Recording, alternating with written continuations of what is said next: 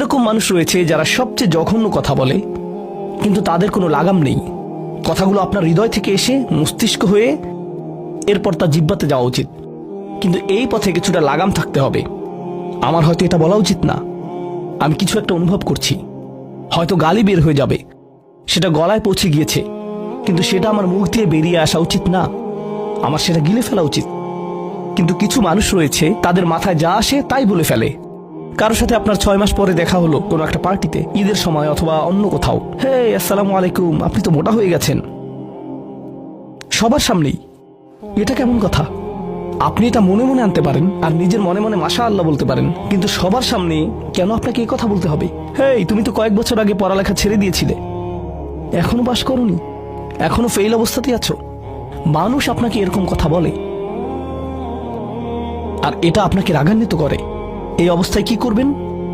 আল্লাহ বলেছেন এটা আপনার মনের বিনয় প্রকাশের অংশ। এভাবেই আল্লাহ আমাদের বিনয় যাচাই করবেন। আর প্রসঙ্গক্রমে তারাই হয়ে থাকে আমাদের সবচেয়ে কাছের মানুষ, যার অর্থ আপনি এই ধরনের পরিস্থিতিতে বারবার বারবার বারবার পড়বেন। কিভাবে এটা থেকে বেরিয়ে আসবেন? আল্লাহ বলছেন ওয়াইযা খাতাবাহুমুল জাহিলুনা ক্বালু সালামা। এটা দিয়ে কতিপয় জিনিস বোঝায়। আমি এখানে সেই কয়েকটি শিক্ষা নিয়ে আলোচনা করব।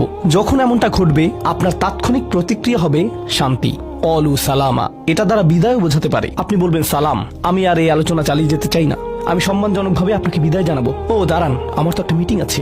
এর বাকি অংশটুকু আপনি মনে মনে বলতে পারেন আল্লাহর সাথে দোয়া করার জন্য, কিন্তু এটা তার কাছে প্রকাশ করার প্রয়োজন নেই। শুধু বলুন যে আমার একটা মিটিং আছে, আর সেখান থেকে চলে আসুন, কারণ আপনি এটা নিতে পারবেন না। তারা সেখান থেকে বেরিয়ে আসে সম্মানজনকভাবে, এটা একটা অর্থ। যখন জঘন্য মানুষ আপনার কাছে আসে, বেরোবার পথ খুঁজে বের করবেন। কোরআন এই সূরাতে আরো পরে যা বলেছে যে মাররু কিরামা, সম্মানজনকভাবে তারা এটা অতিক্রম করে চলে যায়। কিছু কিছু মানুষ আছে যারা এমন কথা বলতে চায় যা আপনাকে রাগান্বিত করবে। তারা আসলে এটা করে মজা পায়। তারা কথা বলবে শুধু আপনাকে উত্তেজিত করার জন্য।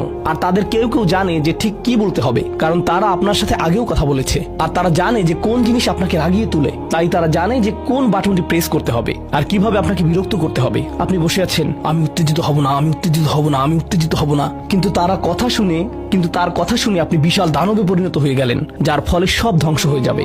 আর সেই ক্ষেত্রে আপনাকে আগে এটা রোধ করতে হবে।